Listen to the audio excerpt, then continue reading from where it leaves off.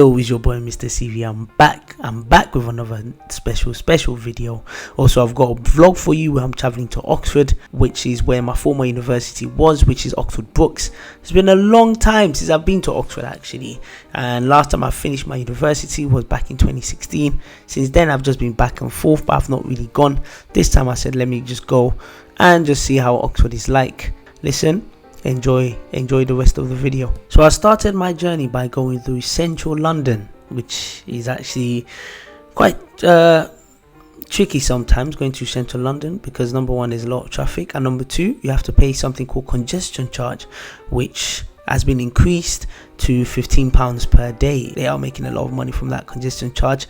So if anyone sees Sadiq Khan, let him know that, listen, we are paying too much. But anyways, I passed through congestion zone, and that will take me straight to West London, and from West London it's just easier to just make your way to Oxford. I am not getting to the heart of West London. You can see a lot of the skyscraper buildings, and from there you can see that it's now showing that we're going past the sign to Heathrow, and then from there literally our journey to Oxford begins. It was smooth actually, but like I said, there's always traffic, and with the traffic it's quite tough because obviously there's no way of escaping the traffic, so you just have to wait patiently. Back on the road, and you can see the sign to Oxford, but also there are neighbouring places as well, such as Reading or High Wycombe. So High Wycombe comes before Oxford and Reading comes after Oxford. So I've never been to High Wycombe, but I have been to Reading, and also it's quite similar to Oxford, very uni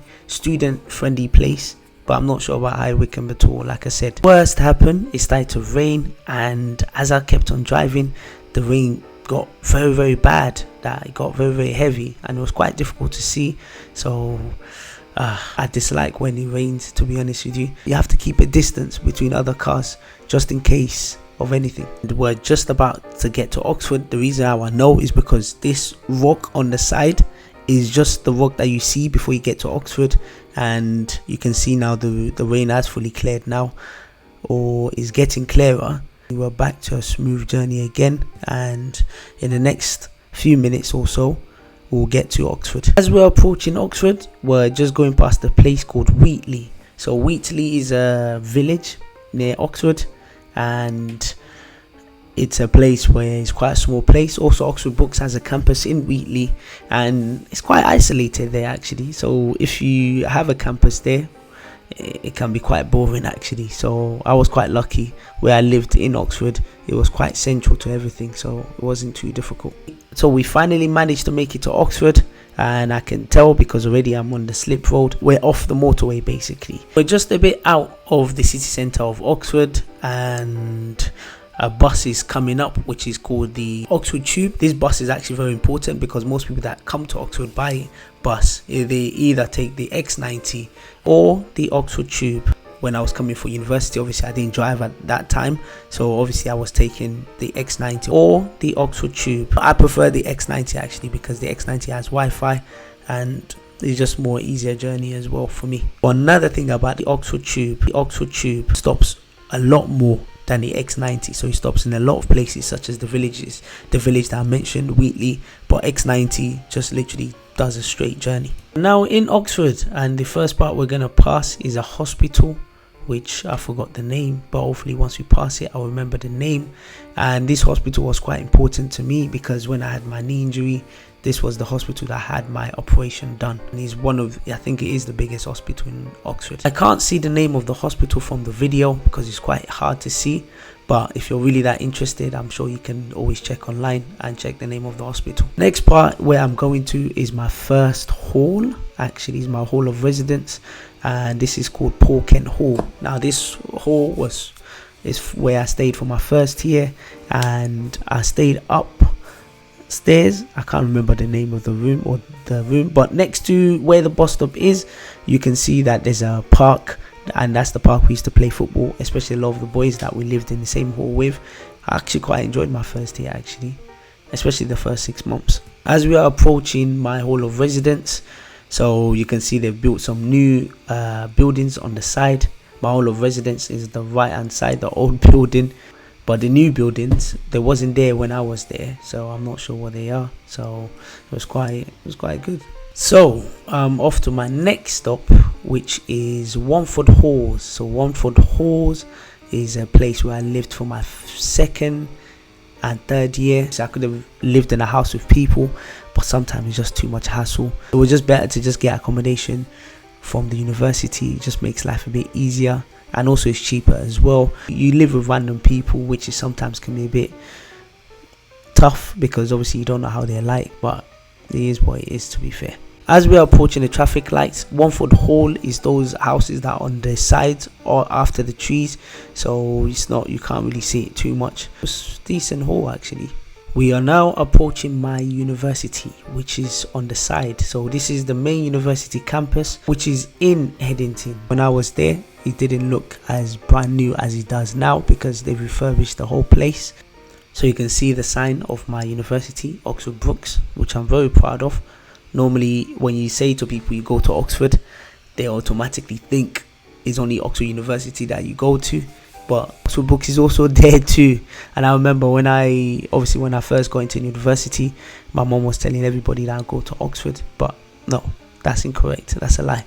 I don't go to Oxford. I went to Oxford Brookes University, and it's still a very, very good university, by the way. For me as well, I have this thing where I don't think it does obviously matter sometimes what university you go to, but for me also it doesn't really matter because you can go to university but it's about how you apply what you've learnt. So for me, it didn't really bother me that I lived in Oxford and I went to Oxford Brookes University.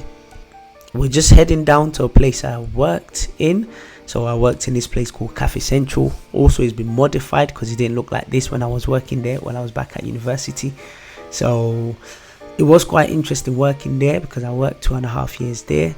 And to be honest with you, because it's right in my university campus, which this place is called JHB, John Henry Brooks Building.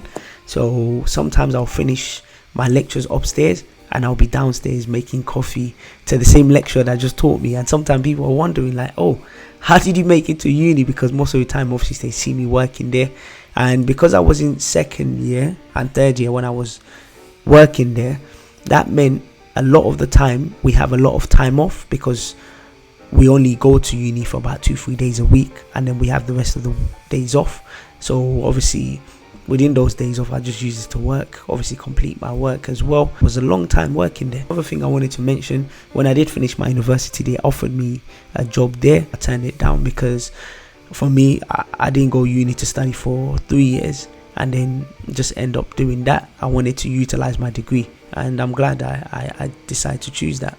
Finally, I wanted to go back to London as well because London is where my heart is at, and also with Oxford, because it's quite small, it's a bit limited in terms of jobs wise as well, and if you don't have a car, it can be quite tricky to move around and get to places. We're getting near to the end of our journey of Oxford, so right now we're going to the city centre. On the sides you've got the different colleges of Oxford University.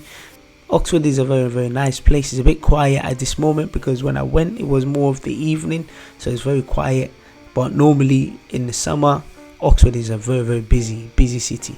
We are at the heart of Oxford city centre. Right here is the city centre, and this McDonald's is very famous, especially when we went out in the night. This normally people come out to eat. This is now the final place we are going to, and this is called Bicester Village. Now if you don't know where Bicester Village is, or if you've never heard of Bicester Village is where all the designer outlets are. So it's a very, very expensive place, but whilst we're passing there, we are going to pass my main campus, which is Harcourt Hill, and this is where most of the time I have my lectures. And as I study sports coaching and PE, most of the sports courses are in Harcourt Hill.